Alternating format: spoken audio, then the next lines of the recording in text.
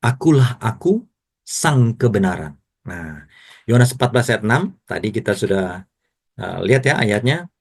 Yesus katakan, akulah jalan dan kebenaran dan hidup. Tidak ada yang bisa kepada Bapa tanpa melalui aku. Nah, kita berbicara tentang kebenaran. Kebenaran ini bukanlah sekedar fakta. Satu tambah satu sama dengan dua. Ya kan? Presiden pada saat ini adalah Presiden Prabowo, Presiden di Indonesia. Bukan sekedar fakta seperti itu saja.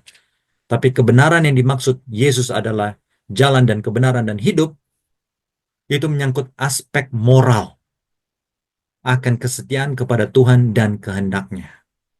Ya, suatu kebenaran yang bisa merubah moralitas kita sehingga kita berbeda dari dunia. Suatu aspek moral yang bisa membuat kita setia kepada Tuhan dan kehendaknya walaupun mungkin dunia mencemooh kita. Itulah kebenaran yang dimaksud.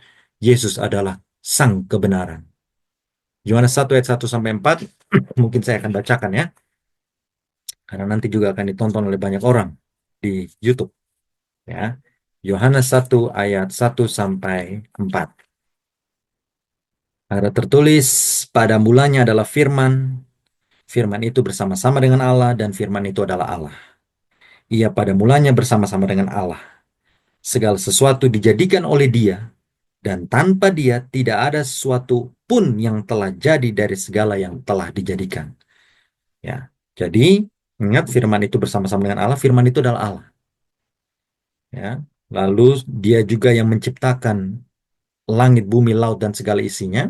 Ingat pada perikop Kejadian pasal 1, dan Tuhan berfirman, jadilah cakrawala, ya, jadilah terang, dan terang itu jadi. Jadilah cakrawala, dan cakrawala itu jadi. Jadilah binatang di darat, jadilah, sehingga timbullah, terciptalah binatang di darat. Dan itu dari firman Tuhan. Dan firman itulah yang kemudian menjadi manusia. Ayat 4, dalam Dia ada hidup dan hidup itu adalah terang manusia. Jadi Yesus adalah firman Tuhan yang hidup. Ya, Yesus adalah firman Tuhan yang hidup, dan ini bukan suatu berita baru sebenarnya bagi kaum Muslim, karena di dalam Al-Quran pun ada dikatakan Yesus adalah kalimatullah. Yesus adalah firman Allah.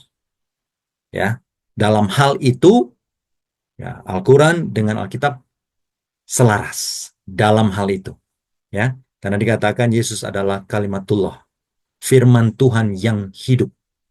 Ya, dan itu juga menunjukkan Yesus sama dengan aku adalah aku. Jadi pada saat Musa mau diutus kembali ke Mesir, Musa tanya, kalau ada orang yang menanyakan siapakah yang mengutus aku, apa jawabku? Lalu kata Tuhan, katakan kepada mereka, aku adalah aku yang telah mengutus engkau. Ya, I am the great I am. Nah, itulah pernyataan uh, Bapa, ya, pernyataan Tuhan. Akulah aku, the great I am.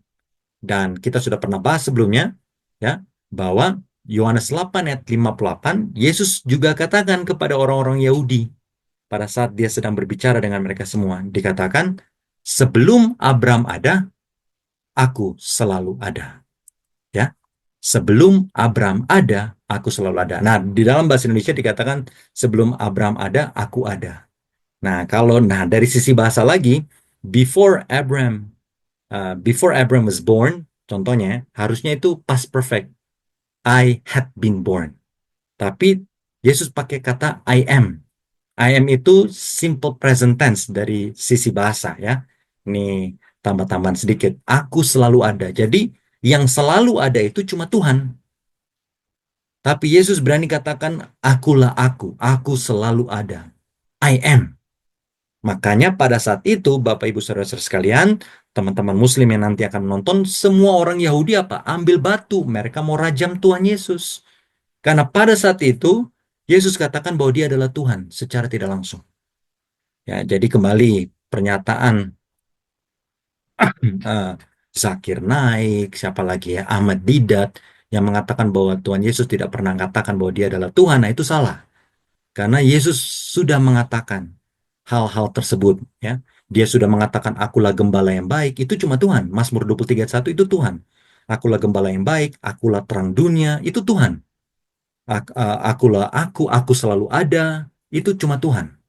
Ya, akulah ke jalan dan kebenaran dan hidup, itu cuma Tuhan. Itulah sebabnya orang-orang Yahudi mau bunuh dia.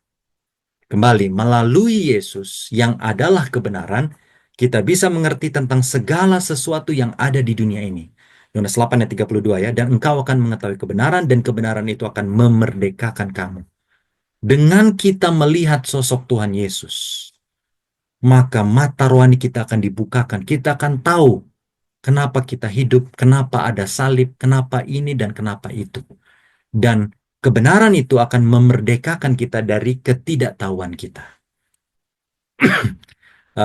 Beberapa hari lalu saya bertemu dengan seseorang, dan orang itu ya nampaknya adalah seorang Kristen karena dia ada mengutip tentang uh, ayat Alkitab bahwa sepertiga malaikat di surga sudah dilempar ke bumi.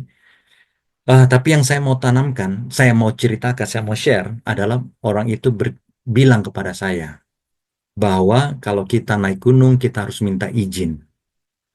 Ya, karena percaya tidak percaya, kata dia, itu ada penghuninya, Pak. Oh, gitu. Iya. Lalu dia katakan, ini pohon, binatang, semuanya itu makhluk hidup juga, Pak. Oleh sebab itu kita harus hormati mereka. Jangan asal bunuh, jangan asal tebang, dan lain-lain. Lalu saya katakan, benar, saya setuju dalam hal kita harus menjaga lingkungan. Tapi, kalau lingkungan kita rusak, yang saya percaya, saya bilang, adalah Tuhan marah sama kita. Nah, pandangan Bapak itu adalah alam yang marah kepada kita. Lalu saya katakan, bagi saya yang marah itu adalah Sang Pencipta yang menciptakan alam. Lalu kemudian dia kutiplah, Pak, tahu nggak? Dunia ini sudah dipenuhi oleh sepertiga malaikat yang jatuh ke dalam dunia, ya, di dalam dunia ini. Jadi, jadi ada banyak makhluk-makhluk lain, makhluk-makhluk goib, kita bisa bilang seperti itu. Lalu saya sempat terpikir, apakah kita harus minta izin untuk naik gunung? Apakah kita harus minta izin untuk masuk ke hutan kepada makhluk-makhluk goib tersebut? Nah, poin apa yang kita bisa dapat? Dengan kita belajar firman Tuhan, kita tahu mana yang benar, mana yang salah. Ya, kita tahu bahwa yang memiliki kuasa akan alam semesta ini adalah Tuhan.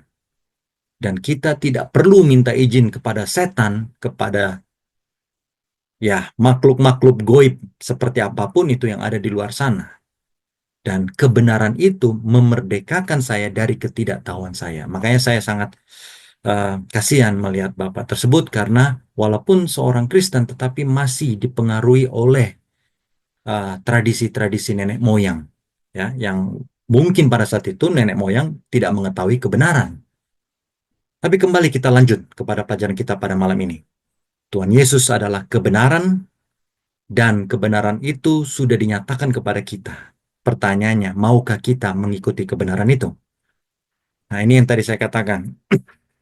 Ya, salah satu nama Allah dari 99 nama adalah Al-Haq, yang adalah kebenaran mutlak dan itu milik Tuhan.